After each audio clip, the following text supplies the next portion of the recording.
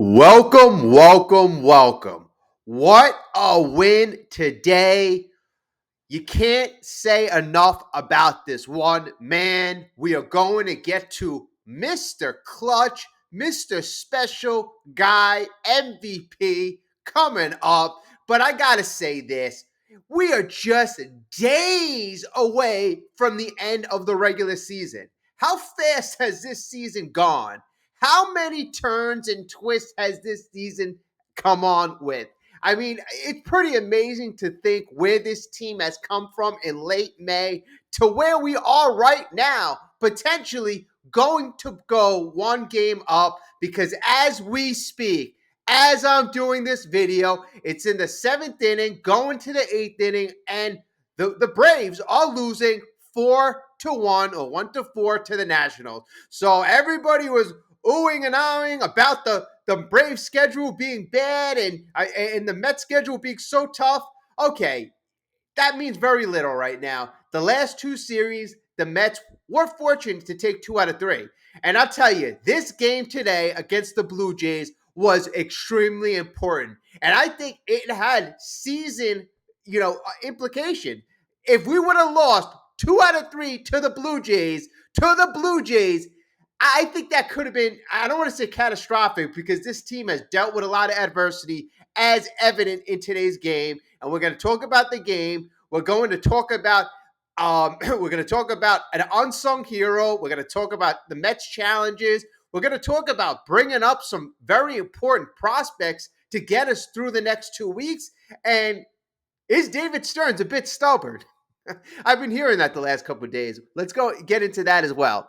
But today's game, oh boy, oh boy, oh boy. So we literally went from a no-hitter to potentially getting no hit, losing 2 out of 3 to winning 2 out of 3 and gaining some ground in the wild card. I mean, it's so amazing. Now, these are the situations where MVP players strike. MVP players. I'll tell you this: if a guy like Alonso was lead off, we'd be screwed. We'd probably be fourth or fifth in the National League East right now. But we are so fortunate to be led by Francisco Lindor.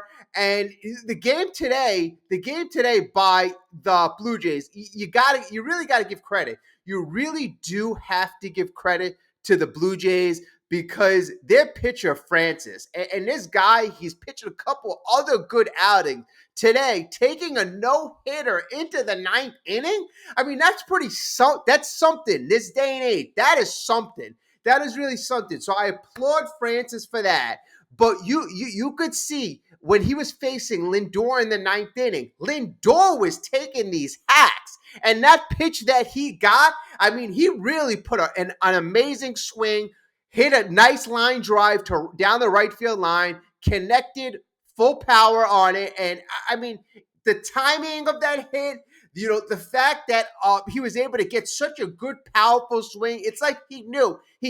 Sometimes you try to hit a home run and it kind of screws up your approach. It felt like that's what he was trying to do, but he succeeded. So great job, Lindor. Clutch home run once again. And he's hitting these home runs. He's getting us going time and time again when we need it. I remember the last home run that really stood out to me, and he's done it time and time again, is when he hit that big home run when we were getting dominated against Garrett Crochet when we were playing the White Sox. And that was a game and a series that we needed. This was a game and a series that we desperately needed as well. We have 16 games left. Probably going to have to get to 90 wins. That would mean us going 10-6 down the stretch. Down the stretch, as we know, we have the Brewers and the Braves the last 6 games. So those are going to be very tough. It's going to be challenging. But we do have some more games we can pick up. We have 3 more against the Nationals. That looks like it could happen. And I'd like a sweep. I'd like a sweep. So I'm going to ask for that. I'm going to call for it. But, today, breaking up the no-no, big deal, big deal. And, you talk about Lindor getting us going. And, Is this the return of Lindsanity? You hear Gary Cohen going, Lindsanity. I mean, I was shocked when I heard that, but you know what? I'll go with it. I'll go with it. Lindsanity is back. Take this to a playoff run. Carry this all the way to a World Series. Lindsanity is back in New York. This time in Queens, not in Manhattan. It is in Citi Field, going to, I don't know, wherever we play in the playoffs, whether we're going to play in San Diego, D-backs won today. Clap hands for the D-backs. Padres are playing later on. And like I mentioned, my last check-in, the Braves are losing. So good stuff. Looks like we could gain a game on the Braves. Yes, okay. All right, so return of Insanity is good. And okay, so the effect on the lineup today. So this whole game, the lineup was barren. We didn't do much, and I got a lot of issues. The last couple of days with the lineup. I got some issues with players being in position, but I don't really want to get into that right now. I want to stay very focused. So if we go to the ninth inning, we were quiet all game, but after the Lindor home run, you got Jose Iglesias, he singles, Brandon Nimmo walked, and all of a sudden we got something going. And now we have Francisco Alvarez up. And I'll tell you this, go watch that home run, because we just got a big hit from Alvarez. Home run. This is the only pitch Francisco Alvarez can really handle. If it's a high fastball in the middle of the strike zone, and it was a 95-mile-per-hour fastball, and Alvarez didn't miss it. And that was a big home run. It spread out the lead, and, that was basically all she wrote. The insurance we needed. But you see how the lineup gets going all by one man, Lindor. It really cannot be that way. It really can't. You need more than one guy. You need Nimmo to start turning it on. Alvarez, hopefully this gets him going. But the big thing is, when Lindor isn't leading the team, you need guys like Pete Alonso. Are you serious? Do you want that contract? Oh, this is the best that you could do. And that scares the crap out of me, because I'm like, this guy's trying. It's in his walk year, and this is the best that he can, muster. And in these dire circumstances, he's barely gonna, And I said, in the beginning of August, I'm like, he'll be lucky if he hits 35 home runs. I don't know if he's gonna make 35 home runs. He's been slumping. We were hoping, with that big home run in the beginning of September, that he would have a monster month, but 16 games left. It's going to be tough for him to even get to that 35 home run mark. So, very, very disappointing for Mr. Pete Alonso. And, the lineup yesterday was a joke. It was an absolute joke, But again, we're not going to get into that. Okay, so let's get into our unsung hero. And this guy, he's really been an unsung hero for the entire year. Really, he really has. Just what Lindor has done for that hitting, this guy has meant the same to the pitching staff.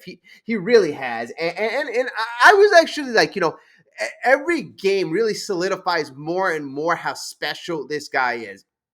And before we get into that, if you haven't already, like, subscribe. Appreciate each and every one of you. Comment on today, comment on the wild card, comment on what you think about this win, but most importantly, comment on our lineup and the struggles. What do you think we're going to need to do to get this lineup going? Please, do we need to bring up players from the minor leagues? Do we need some type of a different lineup structure? Because we need way more consistency, and it cannot be all reliant on Lindor. It cannot. Okay, so the pitching version of Lindor for us, it cannot be none other. It has to be Manaea. Manaea has been a rock. And today, even though he didn't get the win, it's going 6 and 2/3 innings, giving up 3 hits, 1 earned run, 8 strikeouts. You clearly see that this man has transformed before our very eyes this year. A lefty guy, in the beginning of the year, we heard that, Manaea went to driveline. He's added 2 or 3 miles per hour on the fastball. Maybe he'll be like a decent, solid number 3. but this guy's showing you he can actually be a number one or 1A. I mean, in his last 15 games, folks, get this, his last 15 games, down the stretch, essentially 7-2 with a 2.72 earned run average. 2.72 earned run average, a .95 whip. 0.95 whip. And then the last 7 games, he's taken his whip down to 0.86. 0.86. We're almost getting, this is like the Grom territory. 0.86 whip. Anything under a 1 whip is phenomenal. Freaking phenomenal. So 0.86 whip in the last 7 games, that's Jacob deGrom like. That is Jacob deGrom like. In fact, you know what? Let me tell you, Jacob deGrom's career whip is 0.99, so it's under 1. Is it 0.86? No. I mean, Jacob deGrom's had a lot of years where it was under 0.86. So, and I just want you to know like how much a freak Jacob deGrom is. In 2021, Jacob deGrom's whip was 0.55.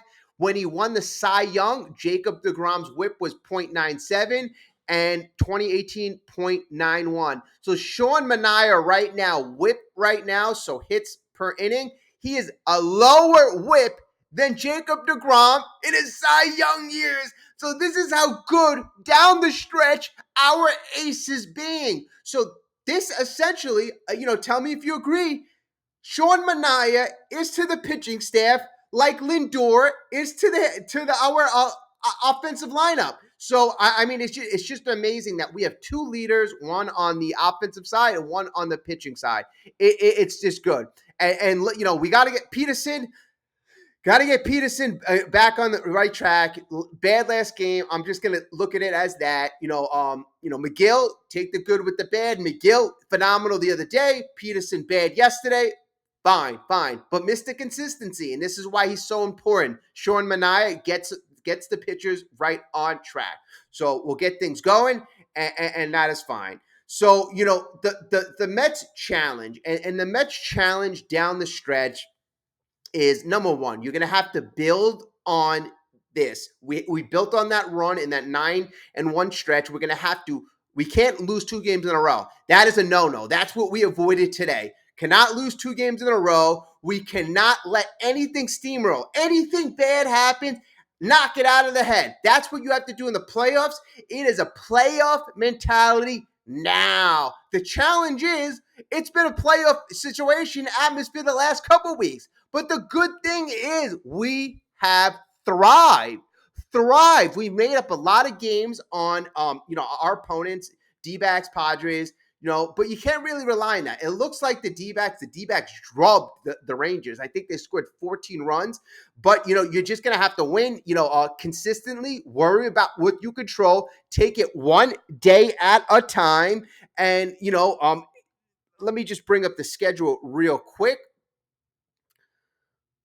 So the challenge coming up, obviously you have the Phillies. So the Phillies, you're going to have them coming up and 1, 2, 3. So we play them in a 3-game stretch.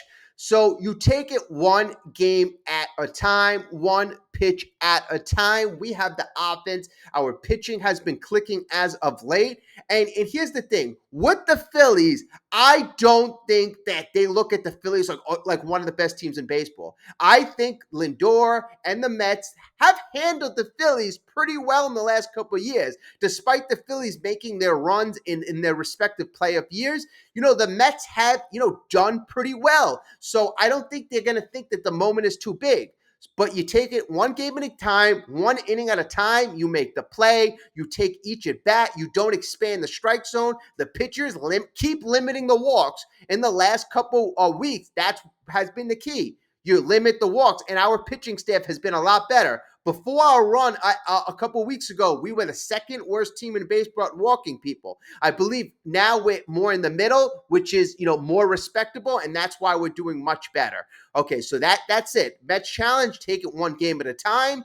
Each game is a playoff, and you don't get too down. Anything bad or anything negative happen, you just move on to the next play, next out, next game. That's it. Every game is a playoff game. Now, Now, in the last couple of days, um, let me get this right. So Alvarez.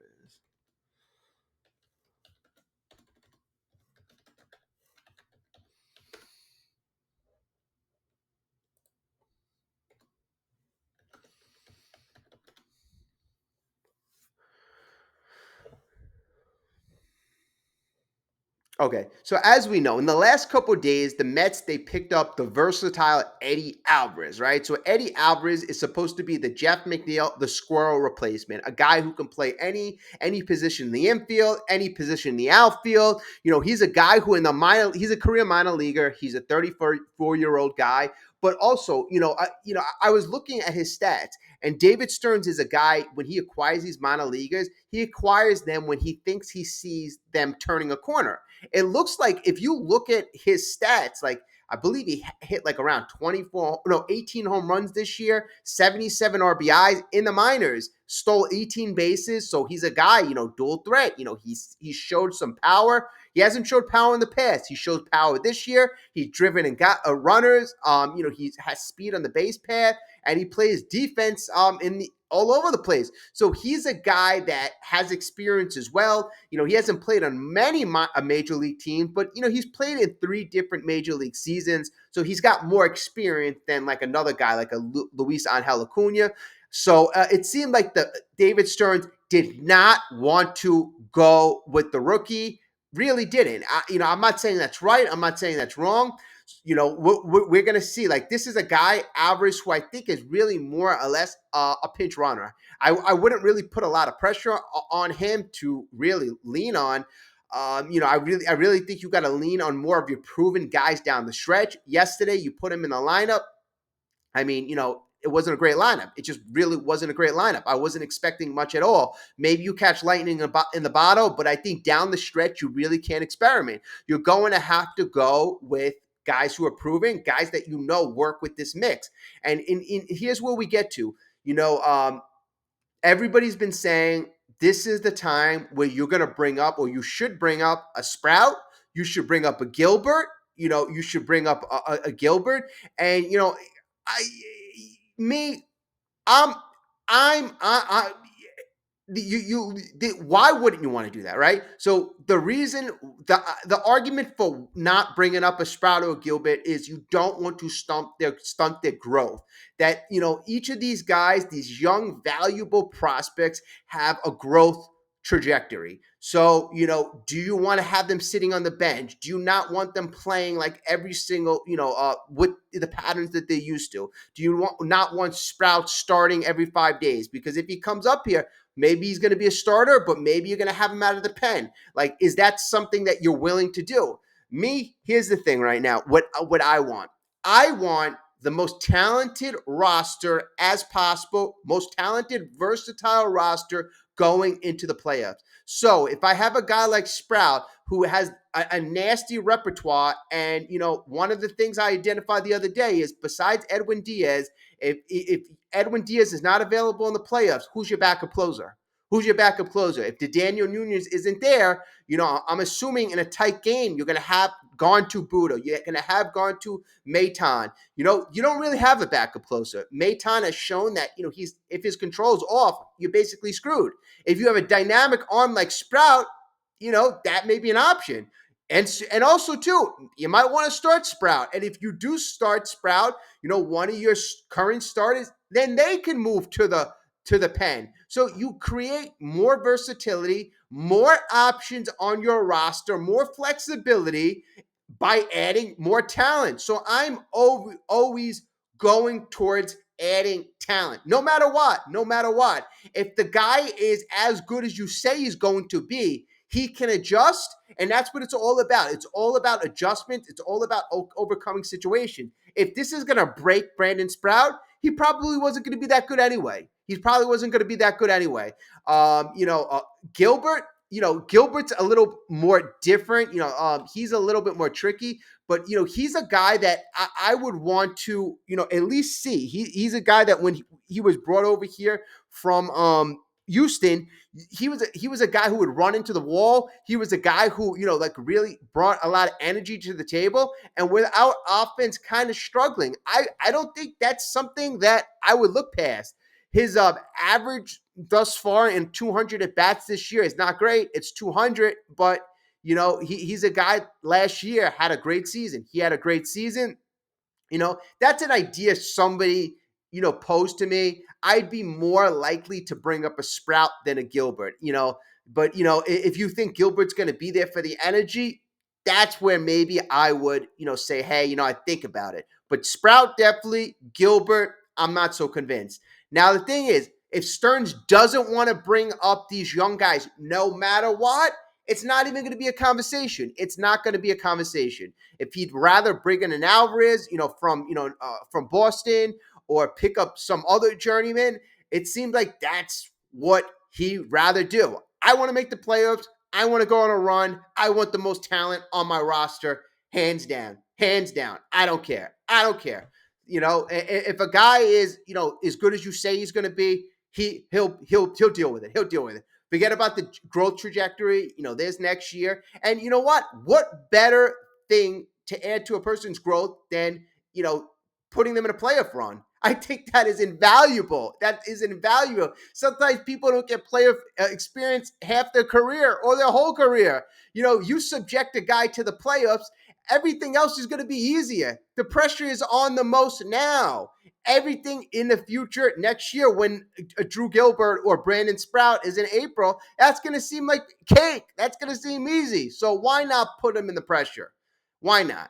All right. Well, we've got to our end of our video. I appreciate it if you've stuck with it. Like, subscribe, drop a comment. If I'm way off base, let me know.